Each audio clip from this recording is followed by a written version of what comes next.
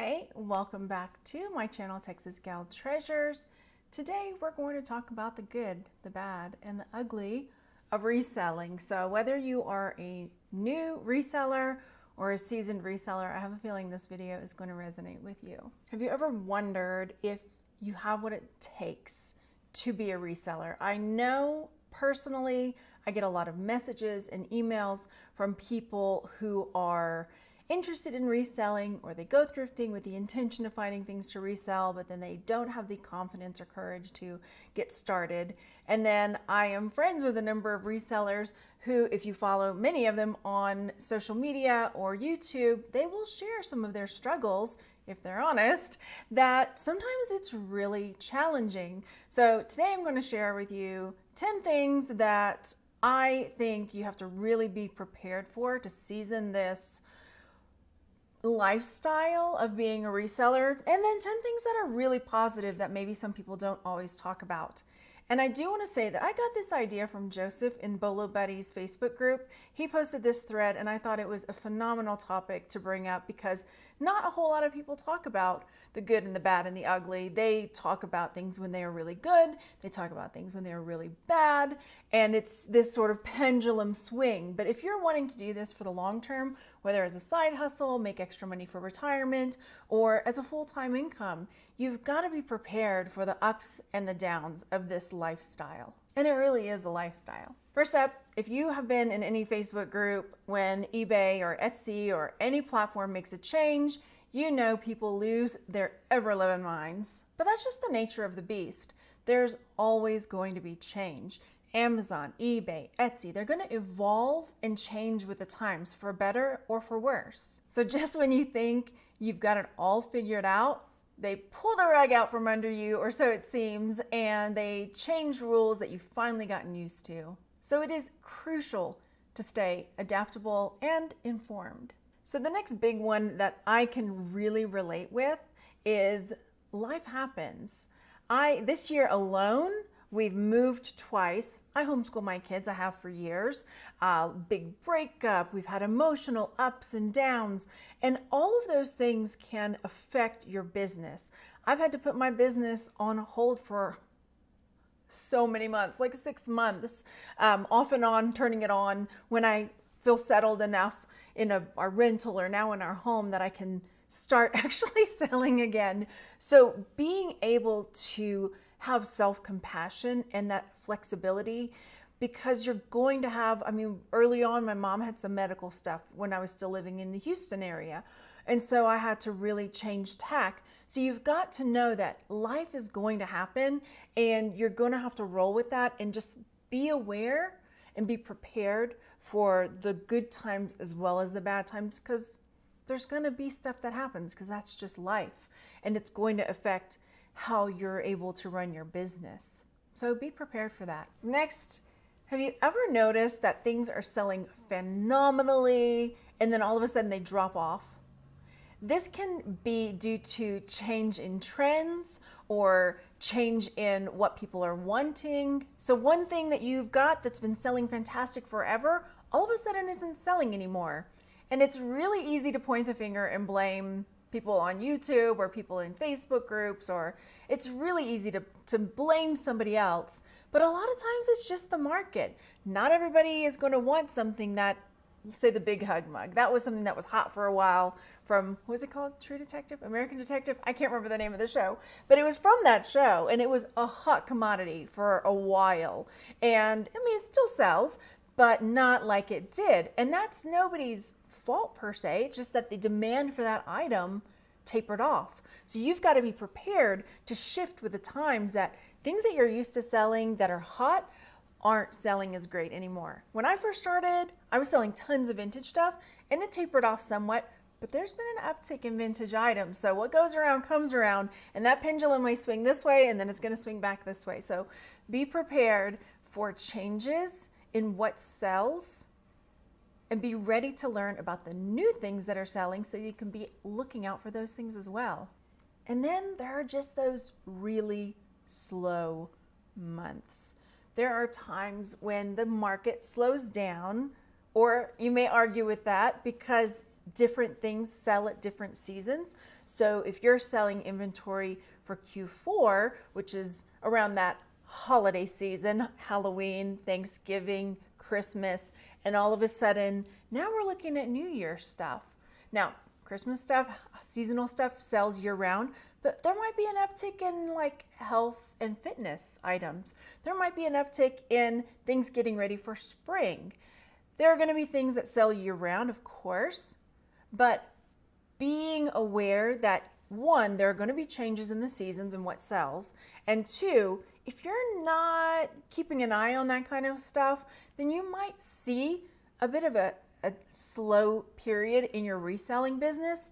So you have a couple of options there. Either you can take that slow time to reevaluate your store, revamp your listings and your photography, go sourcing if you're looking for new items to sell, do some research, or you can be prepared and start listing things that are going to be selling for the next upcoming season that you think might be hot. And then there's imposter syndrome. I know when I first started, and it's still out there, there's still going to be these kind of machismo people that are gurus or what have you that will lead you to believe that if you're not doing it this way, then you're not a real reseller. If you're not doing it the right way, then you're not a real reseller. Then you can't consider yourself. And for years, when I first started, I was so insecure about that. Like I would push myself like, oh, I gotta hustle hard. That was the whole culture, right? And oh, you gotta be doing this way and this way and this way. You have to be doing it all these different ways or you can't be considered a reseller. And there were people really judgmental about things like that. And they're still out there. So one, be aware that everybody's reselling journey is different because everybody's life and lifestyle and what they're wanting and looking for in this industry, in this life is completely different. So don't necessarily watch other resellers and start feeling bad about yourself. That comparison is the thief of joy kind of thing. If you're watching other resellers to get ideas, inspiration, education, then absolutely. But if you're watching a reseller and all of a sudden you're feeling doubt in yourself or that you're not really cut out for this, believe me, that's probably part of their strategy. So it might be something that you consider taking the honey and leaving the, oh, what's the saying? Taking the rose and leaving the thorn. We'll just throw that one in there. Everybody has their own journey. So focus on yours, your own growth, and your own goals, and what makes you happy. Another thing that can be daunting is inventory. So finding inventory is or can be a constant struggle depending on where you are and what you're looking for. There's thrift stores, garage sales, online places to buy inventory, but it really depends on where you're located. If you're located in a metropolitan area, then probably you're not having a whole lot of a struggle finding inventory, depending again on what you're selling. But if you're in a more rural area, it might be a little bit more of a struggle to find the things that you're wanting to sell. So you've got to get creative and start looking in other places, say online platforms, or I know some people will even travel. They'll take a day trip to travel to an area and spend the day or a couple of days sourcing inventory to bring home. So you've got to figure out what works for you depending on your mobility, your location, and your strategy for selling. And the next thing that I think a lot of people worry about are scammers. I have mixed emotions about this because I feel like sometimes people throw that word around when it's really not a scam. Maybe it's a new buyer or a new seller. But there are really people out there trying to pull the wool over people's eyes. And so being aware of the types of scams that are going on can keep you in front of that so that you don't fall victim to that. And then also knowing the policies of the platform on which you sell can really help protect you. So when you're going into a situation, say you sold an item, someone opens a return, they send back a broken something that's not even, making sure that you have covered yourself along the way. Really great photographs, really great packaging. I mean, make sure that you've got a good reputation, a good standing on the platform, whichever one you're choosing, it's going to make that a little easier to navigate whenever you're trying to fight something like that. And I will say, sometimes it's not worth the time. If you've sold an item and maybe it was a $5, $10 profit, and it's going to take 6 hours of your time to fight this, to try to not let the person get away with it, you've got to ask yourself, is it something that's worth letting go? Or is it really that line in the sand that you're going to stand on for that, $5 or $6, depending on what the item is and how much you need the money? Dealing with returns, dealing with bad buyers, it's just part of the game. Really, all you can do is develop a very clear return policy and always act professionally with buyers, sellers. There's going to be people that no matter what you say or how professionally you behave, they're going to try to get something out of the situation. And it's up to you if you want to give in to that, but I would say make sure that you're always professional in your communication, because if you ever do have to call eBay in or whatever platform you're working with to look at the situation, they're going to look at both sides. They're going to see the communication. So make sure whatever you do that you're behaving professionally in that scenario. Do we dare talk about shipping? Oh, so there are so many issues with shipping. What platforms to ship with, how to ship, how to package, if it got damaged in transit, if it got lost in transit. But again, that's all part of the reselling life. There's going to be shipping involved, unless you're drop shipping, but still there's problems with that as well. So again, have a clear strategy for how you're shipping and know your options if something were to happen. Before I hit my last one, I want to know what are some of the things that are either holding you back or that you would add to this list for things that are so frustrating, that make you wonder if you are cut out for this reselling life. Next, there's burnout. Burnout is tough and it is real. You are chugging away, listing, photographing, shipping, listing, photographing, shipping, researching. And I mean, the sourcing is fun for me, so I'm not going to throw that part in there, but it can get grueling, it can be lonely, it can be daunting. So finding ways to either take a step back, take care of yourself, or find community are ways to really combat that. So I hit the 10 rough ones.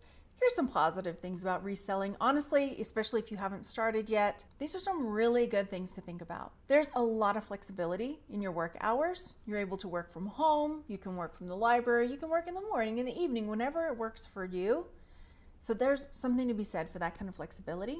The earning potential is unlimited based on how hard you're working, the kinds of items you're listing. You could earn part-time income, or you could really ramp this up and start earning a full-time income, whether you're doing it by yourself or you start hiring people to help you out. It's unlimited. Come on, the thrill of the hunt, being able to go out. I mean, it's like a real life treasure hunt every time you go sourcing. You never know what you're gonna find. You might find something amazing, and I mean, you don't have to keep it, but you can. You can keep things for yourself, catch and release, keep it for a while and then sell it. It can be so much fun. Next is that creative freedom that you've got. You get to create your store any way that you want. So if you want to dive deep into the niche of clothing or jewelry or vintage items or chickens, anything, then you can create a store all around that and just have fun with it. I sell a lot of jewelry, I sell a lot of vintage items, I don't sell a lot of clothes. But if I wanted to, it's nice to know that I have the option to do all of these different things and learn about all of these different niches to really ramp up my business if I decide that that's my thing. For me, this is a big one. It's learning and growing. I think it's really important for our minds and our bodies and our souls to constantly be learning new things. And you're having to research items so that you can create good listings and make sure you're pricing your items correctly. It can be so much fun and it's very rewarding. Next is sustainability. This is a big one lately. A lot of people are looking for sustainable items, and going thrifting and buying things online on reselling platforms is one way that people are choosing to contribute to sustainable lifestyles. Next is community building. Now, while I talked about some of the negatives in the reselling community, there's also a ton of positives. There are fantastic people out there in reselling groups on social media platforms that are there for you to connect with. And in their communities, there are ways to connect with other people, whether in your area or online. And then there's the independence, being able to say that you are your own boss and that you are the one that is calling the shots. There's nobody hanging over your head telling you, you didn't get this much stuff done, you had this deadline. That can be really stressful. On the flip side though, if you are a tough boss, you might be a little too hard on yourself, so keep that in mind. And then being able to hone your financial skills. Once you're your own boss, you really do have to start learning how to handle your financial situation better so you can budget and you can make sure you're paying yourself and your taxes in your business. And these are skills that are valuable not only in your reselling business, but also in your personal life. And before I do my last positive one, I want to hear yours. What would you put on this list of the positive things that come from being a reseller? And last is that personal satisfaction of knowing that you built this. I can say that this is a business that I built. My YouTube, my print on demand, my eBay, Etsy, all of these things that I put together to create this business model for myself. And I did it from the ground up. So being able to have that satisfaction of knowing and self-sufficiency that I did this, it's incredibly rewarding. If you're enjoying content like this, don't forget to subscribe and leave me a comment down below and let me know what are your reselling experiences, or if you haven't started yet, what's holding you back. And I'll see you on the next one. Bye.